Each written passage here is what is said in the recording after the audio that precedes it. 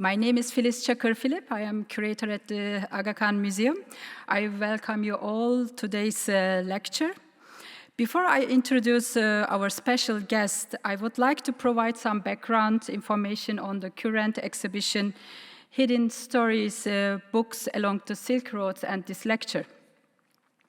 In 2017, fall 2017, I received the information from Alex Gillespie that a grant application which we were partnered on was successful, and that the research group Books and the Silk Roads would start working at the University of Toronto.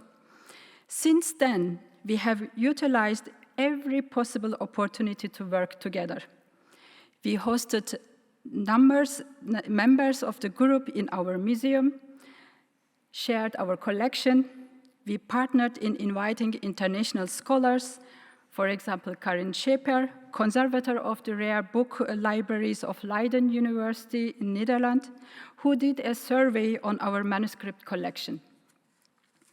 When COVID-19 hit the entire world with the first lockdown in March 2020, I was having one of my first Zoom meetings with Alex, who had just finished examining a Kashmiri manuscript in the Thomas Fisher Rare Library at the Toronto University.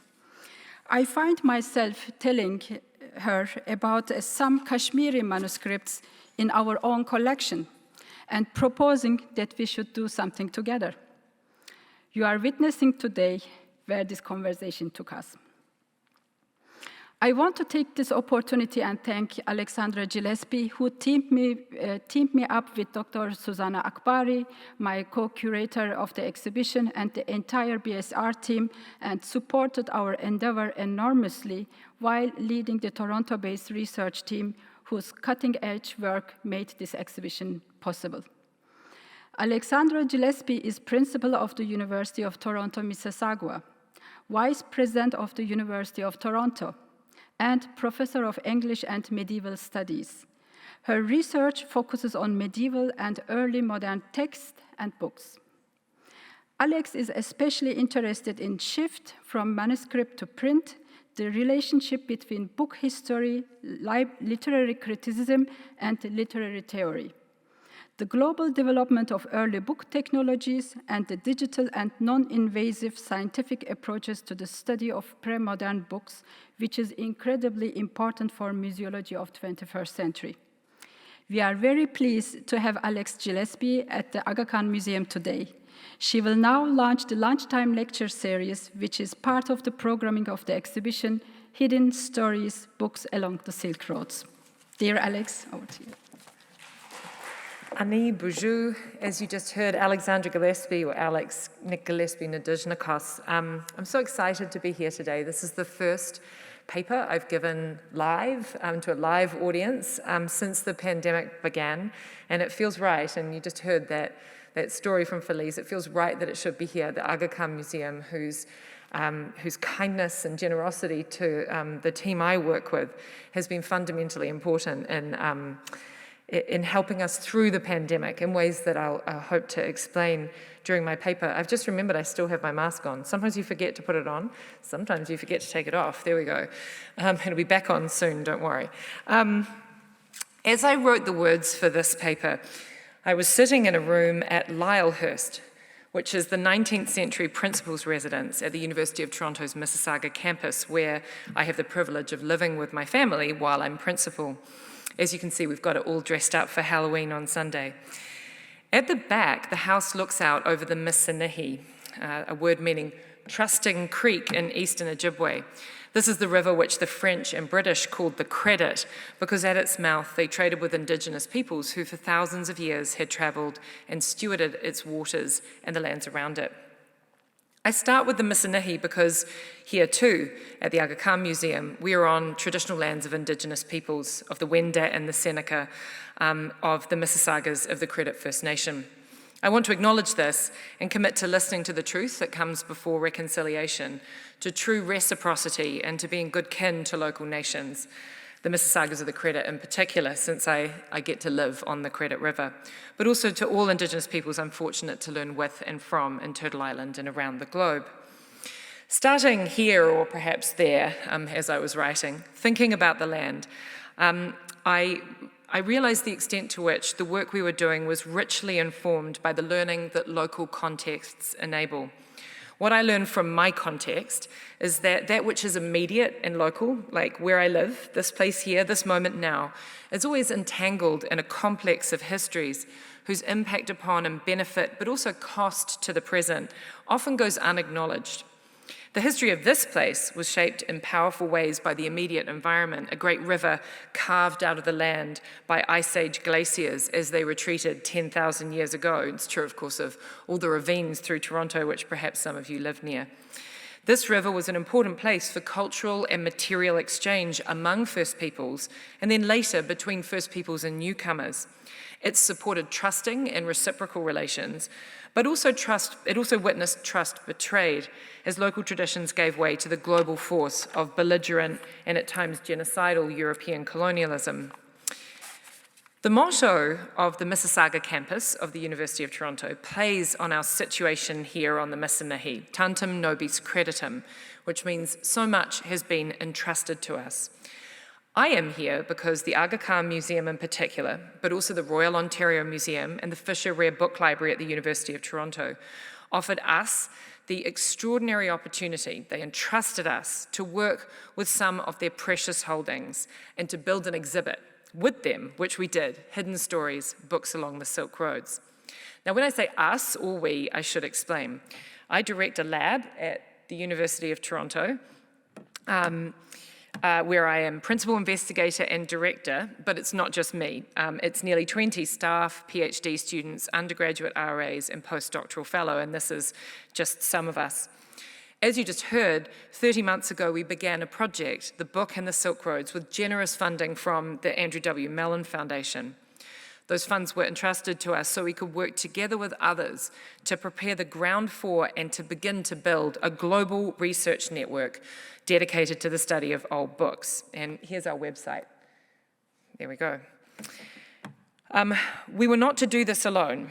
That was not only because the network was meant to bring together researchers from around the world, but because as PI, as the person who applied for the grant, I needed co-investigators. I was not enough of an expert on this to work on my own, and I couldn't have got anything done without those collaborators. So let me just name two of them, my two co-PIs.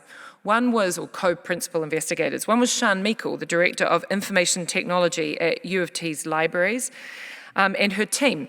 They have been building software and data management systems to make sure that we can effectively gather and disseminate our research.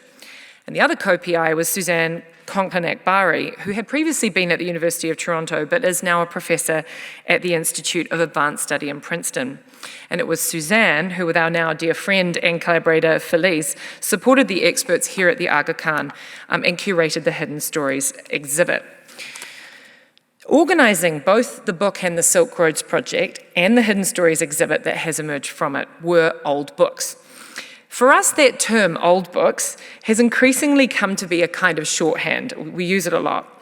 It means, for us, handwritten or hand-printed rather than industrially manufactured books. So some of them are not that old because people still hand make books or even hand-print books in the present day. But they're using old techniques. We use the word book to describe a wide-ranging assortment of portable, and sometimes even not portable texts and image-bearing objects produced in locations around the globe. So for us in our work in my lab, books can be rolls or leaves or screen folds or tablets or even standing stones like the ones that archive these petroglyphs. The Kinumage Wapkong of the Curve Lake Nation here in Ontario in Canada are the owners of these petroglyphs. In modern English, the word book is sometimes used exclusively to mean a printed book in codex form. Like people will make a distinction, they'll say it's a book, not a manuscript. But in Old English, the word bok, or book, and beck, or betch, beach, are cognate. So the word book comes from the word beach. And the link between the words suggests an intimate connection between texts and the bark and wood that we used as surfaces for early writings. Similar connections are made in other languages that come from the same period of world history. So Sanskrit, burja, in the masculine means birch tree, but in its feminine form it means birch bark used for writing. Poti is from Sanskrit, pustika, book, which is, and I want to apologize to those of you who speak these languages for the way I'm mangling them. I speak New Zealand, and it does terrible things to other languages, which is, the word pustika is probably related to Persian pust, or skin, or hide. So poti is actually connected to the idea of animal skin, even though many poti books are actually made from palm leaves.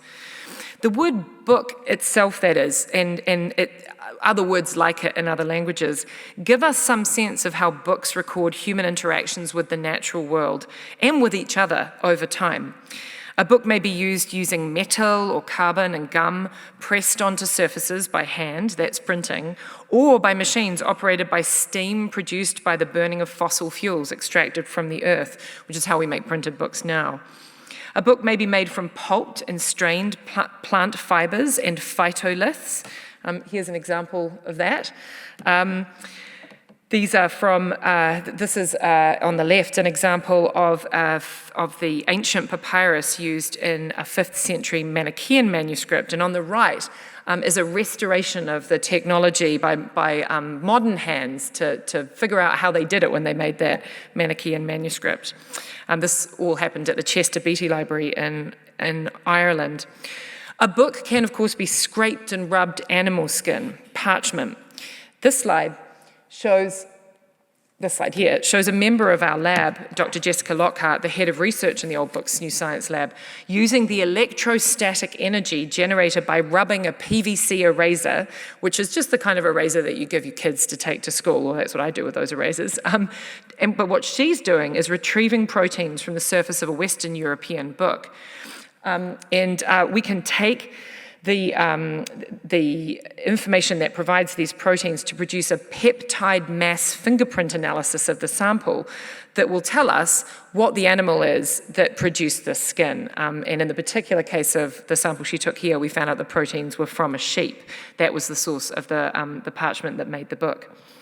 Since the 19th century, many books have not been made on skins, but have rather been made from pine or spruce wood from the New World forests of Aotearoa, New Zealand, or Australia or Canada. I grew up in Aotearoa, close to many plantations like this one, where you see rows of the exotic tree Pinus radiata, destined for pulp and paper mills. Today, many books are made by keyboards, screens, and computer processors, but these too, as I said, are powered by electricity from coal fires, dammed water, the sun, or the wind. Books grow fungi. I'm a big fan of fungi. I like collecting them and eating them. But here is an example of black mold growth on a 15th century English manuscript in the Huntington Library in California. And here, and I need to issue a trigger warning because not everybody likes insects, but sorry, there we go, especially not this one. These are some insect legs buried deep in the gutter of the same manuscript in California. They're almost certainly those of Cymex lectularius, a bedbug. So again, I'm sorry. We'll move, how about I move from it straight away? There we go, that's much better. The truth is that the books that you probably love to read, I assume I've got a room full of readers here, if they last, they don't just catch and carry words. Over time, they also accumulate the feces and carcasses of invertebrates like bedbugs that burrow into or nest in its pages. Books are marked by drops of wax and food scraps from their users, by skin oils, viruses and bacteria from the hands of those who made and read it. Some of our collaborators are working on retrieving fragments of the DNA from bacteria, including Ursus pestis, the bubonic plague. And those bacteria do survive on old books from the time of the bubonic plague. Books are vibrant. They're not static receptacles, but rather an archive of materials and lives, past, present, and future. So, all the work of my lab is about all sorts of old books, but as you will have detected, the Hidden Stories exhibit and the Mellon-funded project behind it have a further organizing principle, not just old books. Our focus is books made and sometimes moved along the famous Silk Road that connected China and East Asia to the Mediterranean Sea and the European continent before it from the beginning of the first millennium, or actually just slightly before the beginning of what we call the first millennium, right through the modern period. We chose the term Silk Road precisely because it captures something that's sort of powerfully pre-imagined for non-experts, which to an extent included us, and I'll talk about the extent to which I'm a non-expert in this space as I go on. I am more, but I'll say now, I'm an expert by training on Western European books rather than Eurasian ones. And for me, and we hope for others we wanted to work with and communicate with, Silk Road was a kind of hook, something folks had already heard of, conjuring images like this one of caravans of camels bearing gorgeous goods, silks across, and other luxuries across deserts and mountains from China to the Mediterranean for thousands of years. This is the sort of image that I think that term Silk Road conjures. And I got this one by Googling Silk Road and just pressing images on Google. So this is how Google imagines them as well. But we were conscious as we chose it that Silk Road is a freighted term. The singular overland trade route it seems to describe, and which we might imagine when we hear it, is a simplification.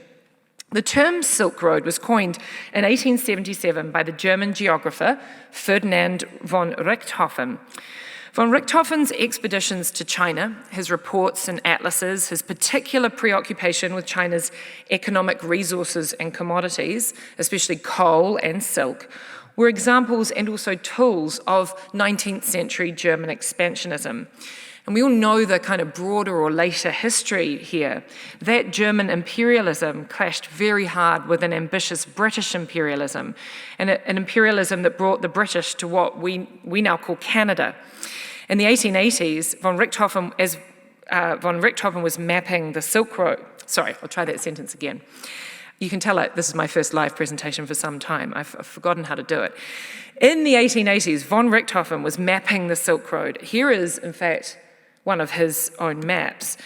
He was imagining that one day this space might be a space for a great railway that would connect Asia to Western Europe, a Western Europe led by Germany.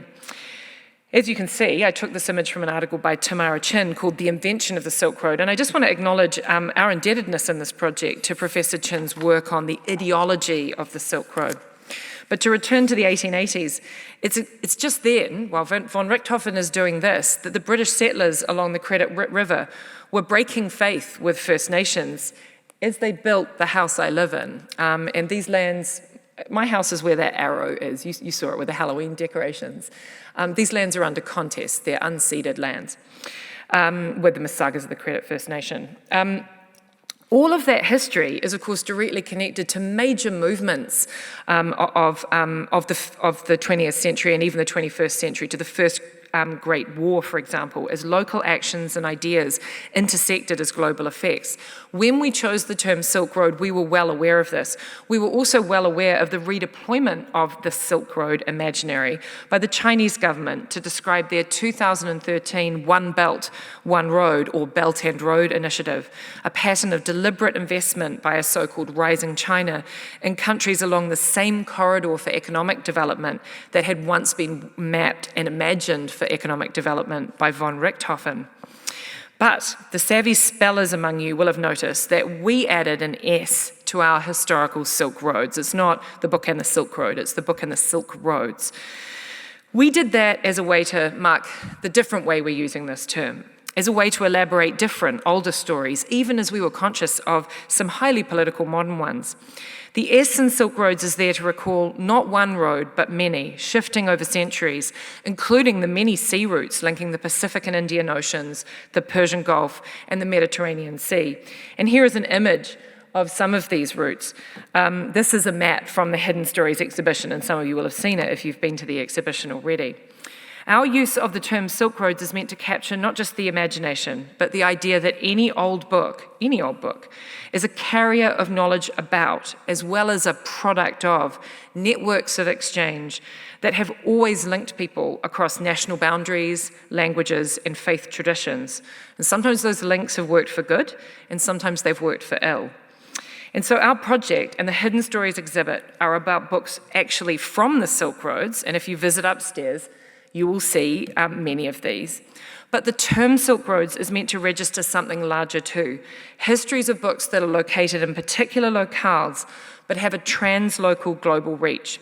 And so one of the objects in our exhibit is a post-conquest, post-Columbus, that is, Mexican baptismal register for indigenous children.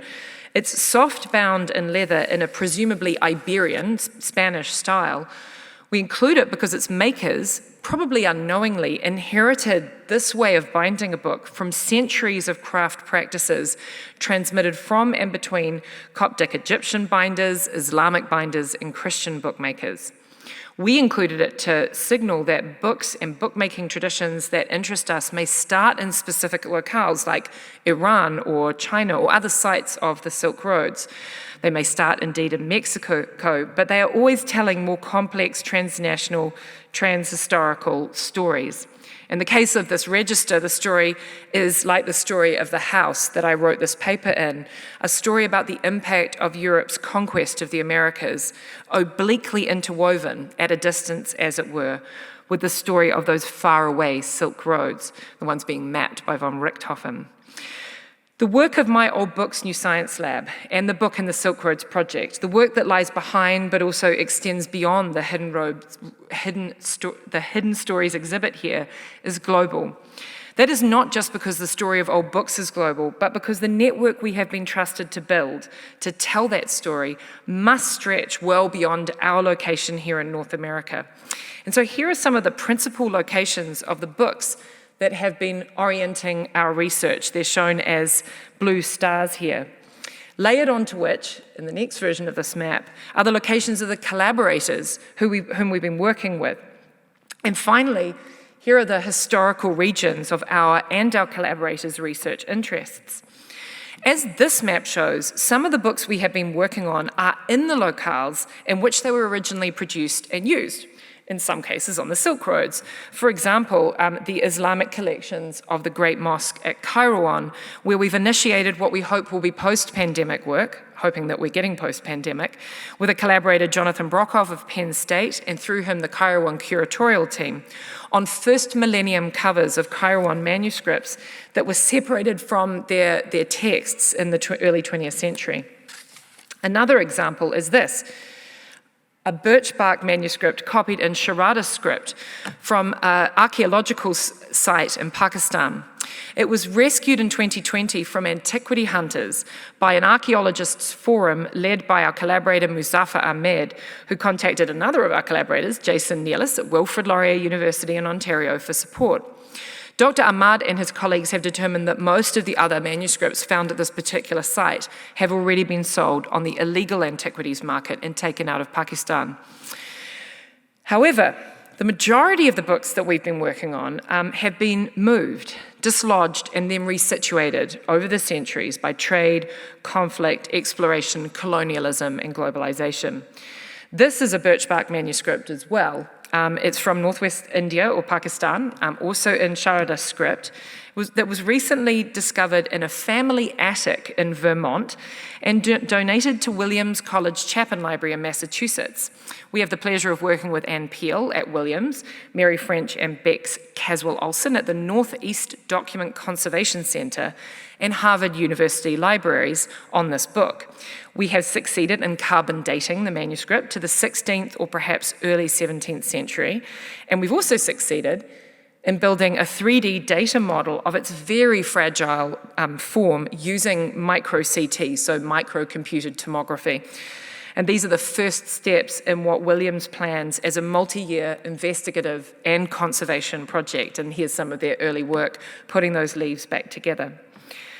One of our governing assumptions in my lab, but also in the Book in the Silk Roads project, and therefore underpinning the Hidden Stories exhibit, is that as we approach books like this one, our work can be vitally enhanced by new technologies and by new or newly applied conservation and natural science methods.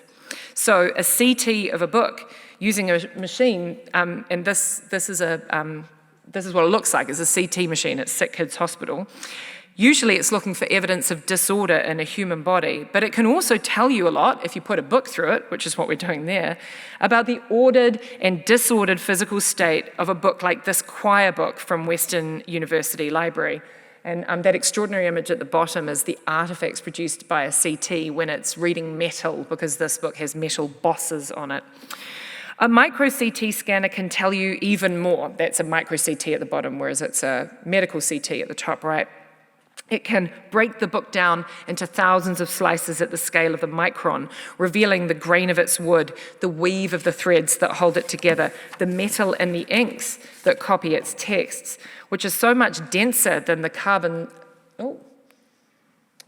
so much denser than the carbon substrate that they make a delicate mesh of letters that separate from the book under imaging. This is very fun work, but it's also informative.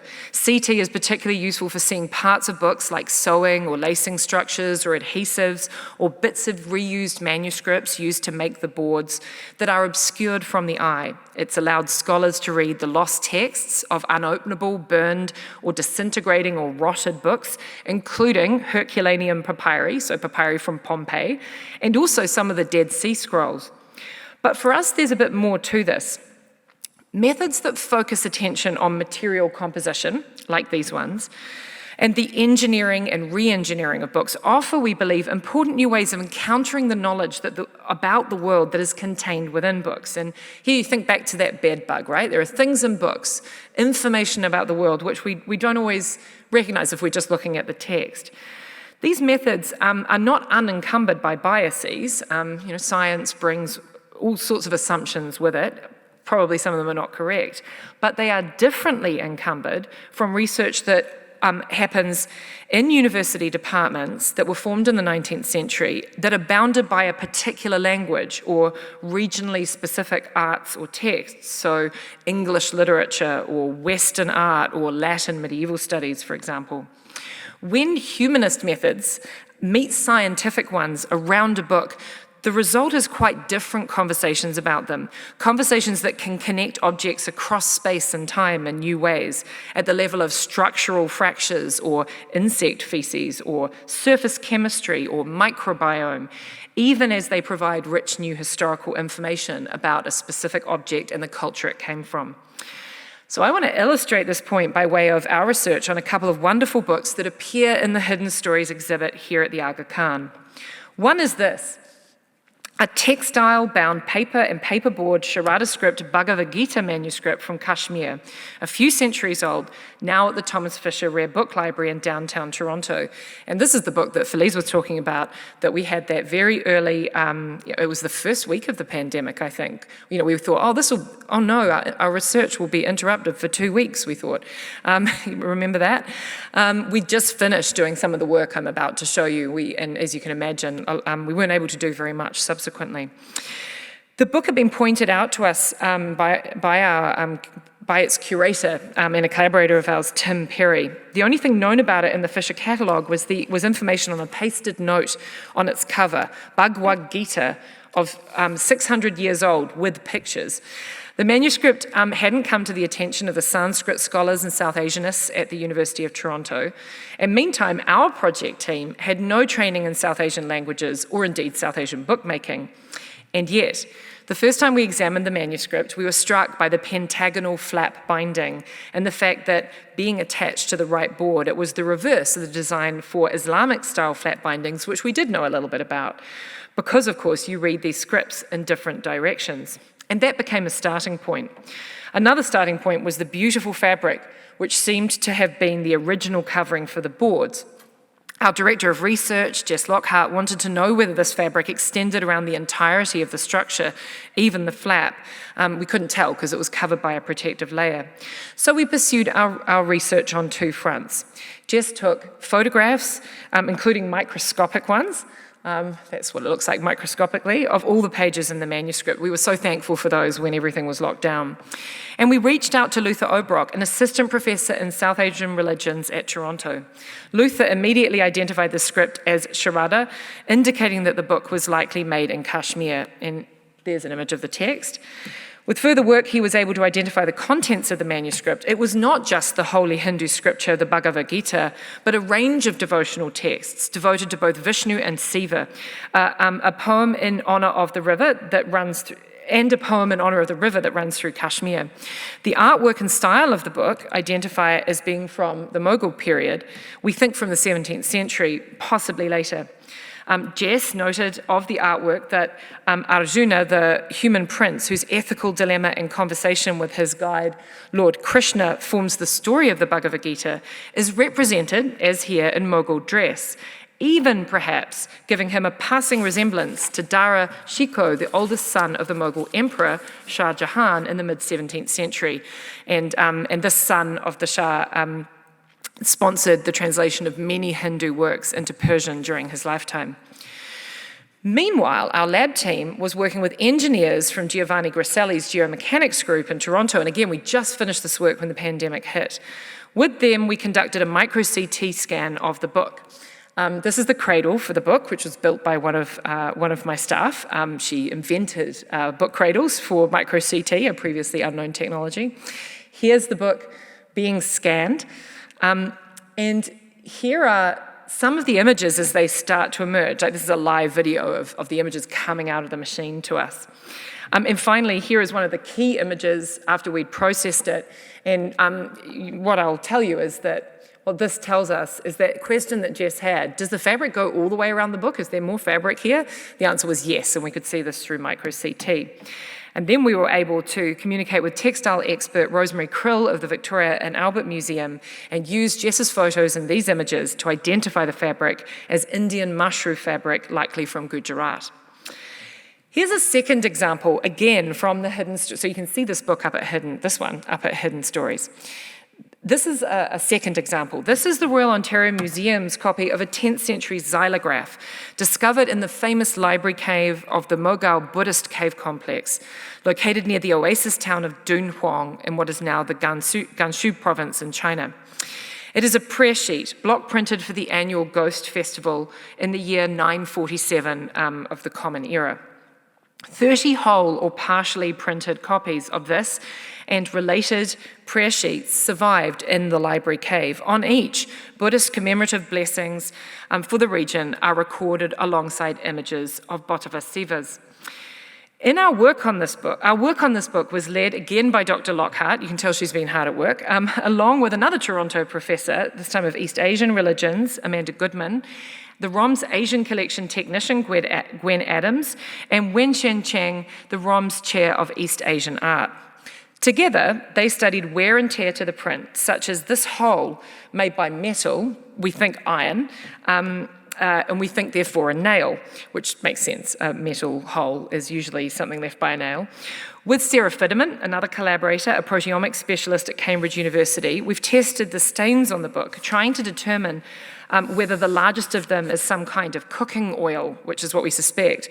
The results were inconclusive, so we're still working on that, and I'll come back to it. This printed leaf was commissioned by the governor of Dunhuang, Zhao Zhuanhong, as a good work during the Festival of Hungry Ghosts. It was commissioned on the day of the full moon at the height of the festival, meaning that Governor Zhao's poster would have been affixed across the city on the most important day of the summer holidays. The nail hole is probably evidence of one method of attachment, makes sense. Other marks on this and the other those were the stains that I mentioned. I should have jumped slides at that point. But there we go. This is what I wanted to show you now. The other marks on this and the other 29 copies, this is not all of them, it's just the ones we've got images of, are most likely evidence of other ways that these books were incorporated into daily life in 10th century Dunhuang. They were hung on walls. Perhaps they were sometimes hung too close to a devotional lamp or cooking pot. I see what happened. My slides got out of order. These are the stains that we think might be oil from a cooking pot. One of them was doodled on by a watery brush. Some were combined into a large banner of 9 images of the deity. Another was trimmed, painted, folded, and rolled really tightly into a talisman that you could wear on the body.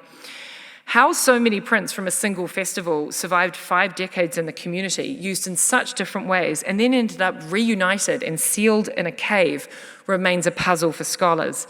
Did someone at some point see fit to collect these? And if so, why? Was the goal devotional, each print understood as a precious and lasting prayer to its deity?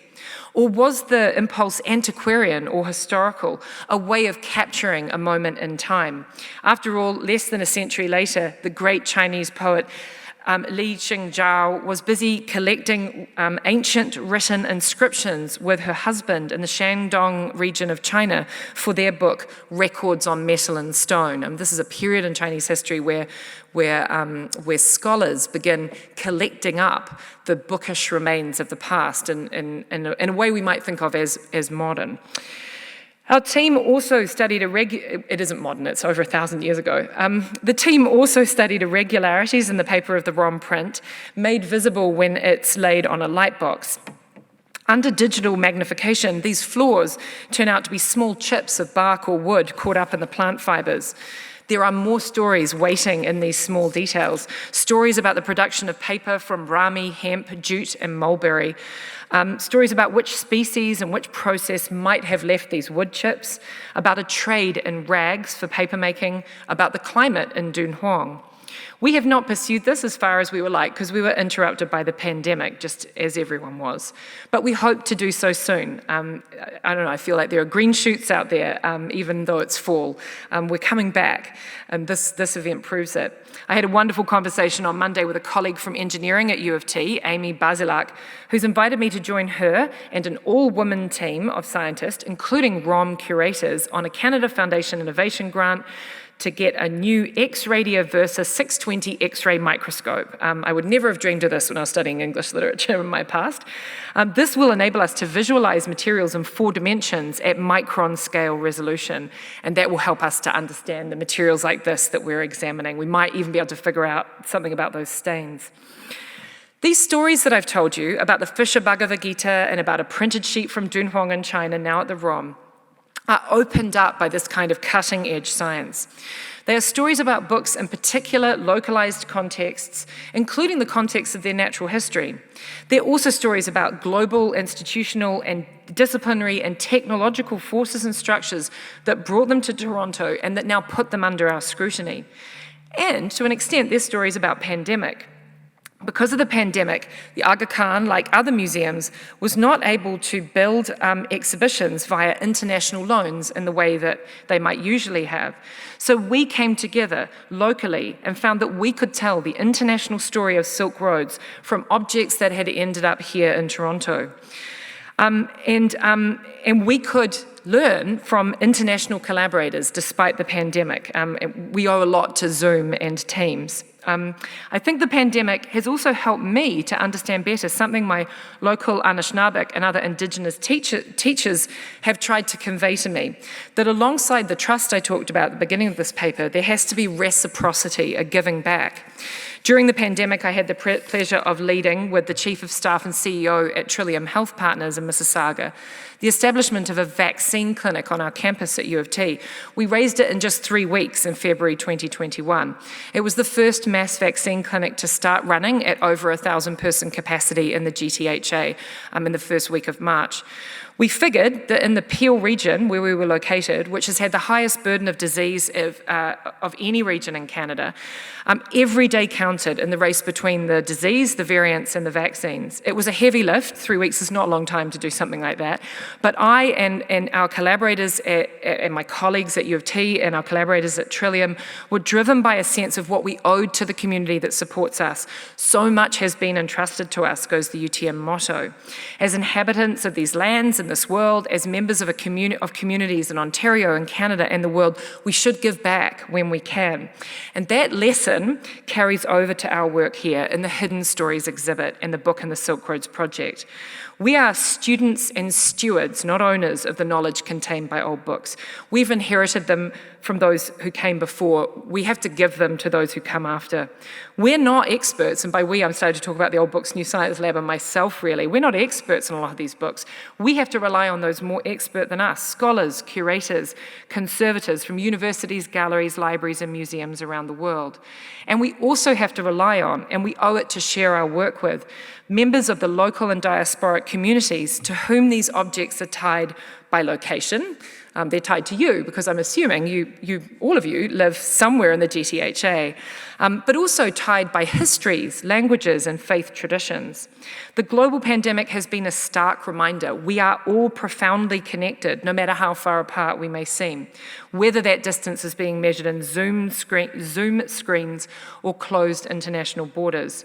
We have to trust one another if we're going to get to the end of this pandemic, and that lesson has carried into my scholarly work. No single expert can produce a global history of the book, but what we hope is that a global network built on trust can. So, apparently my paper is now upside down. I've turned it over. The Hidden Stories exhibit realizes that hope, and I want to talk about it for a bit, perhaps orienting your visit in some new ways. Here you will see the entryway to the exhibit at the right, and at the left, a pair of objects in conservation. Two leaves from a Mishnah or Oral Torah manuscript preserved in the Cairo Geniza, and a block-printed Buddhist prayer sheet preserved in the so-called library cave at Dunhuang in Western China. These two objects, I should point out, one of those is the ones I just told you the story about. One is on paper, one is on parchment, one is in Chinese, one is in Hebrew, one is printed, one is written by hand. Both were preserved under remarkable circumstances, created more than 1,000 years ago, and both of them have entered into colonial collections around the turn of the 20th century. Each of the objects in this exhibition has a story to tell.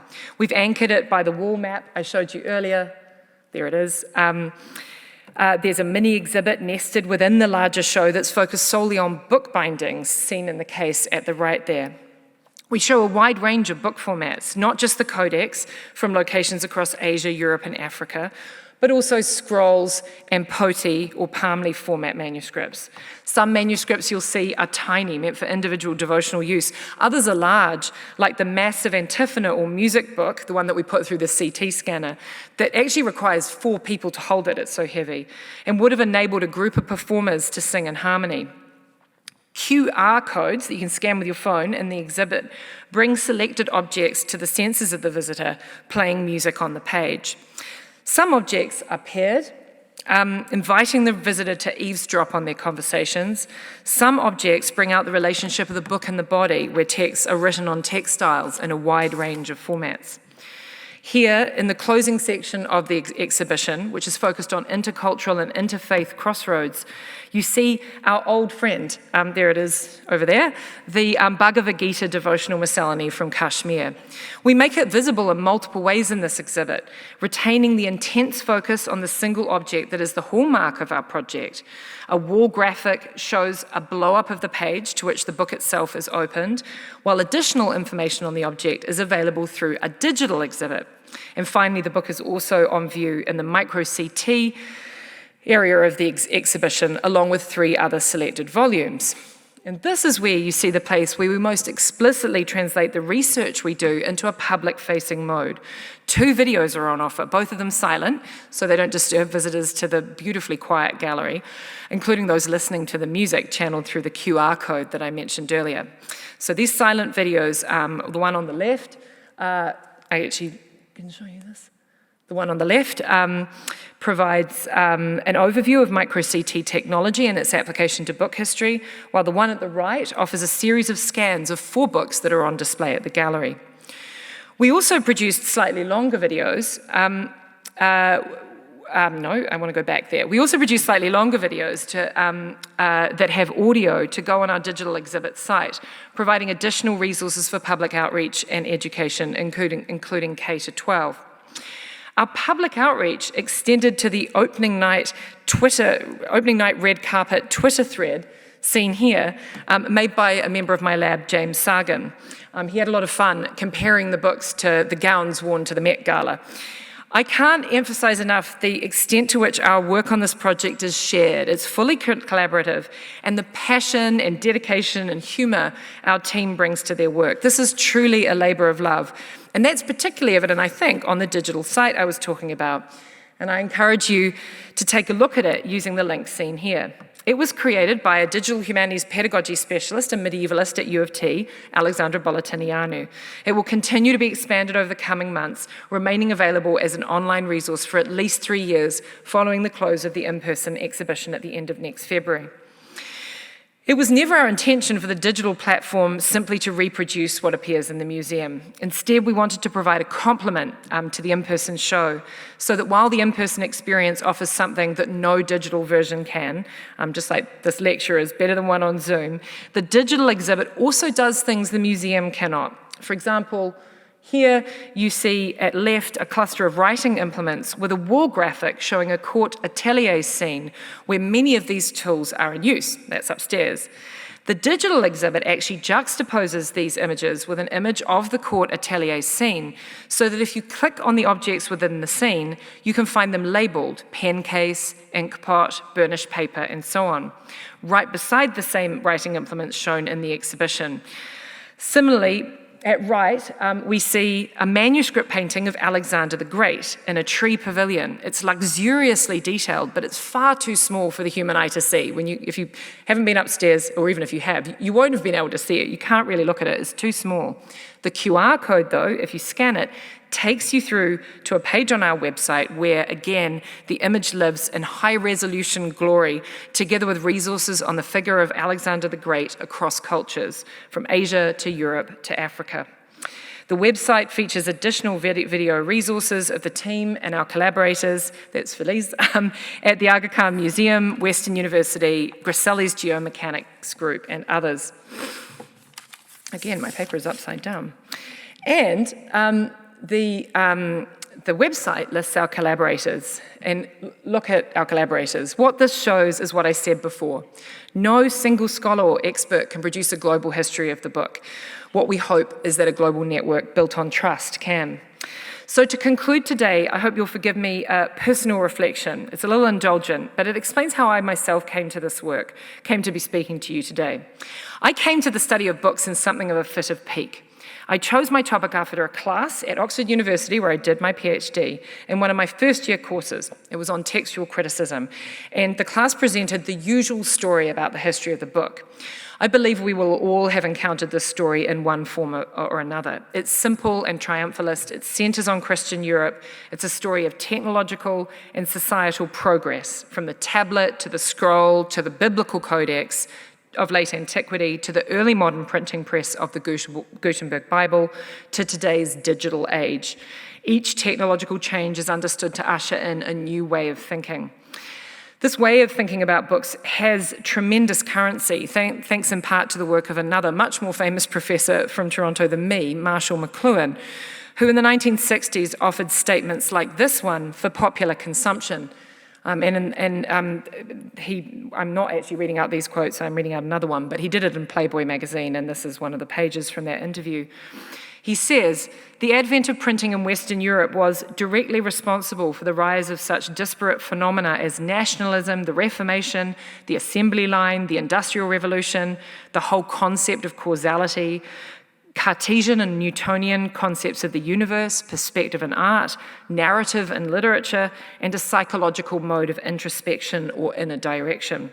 All that was done by the Gutenberg's printing press.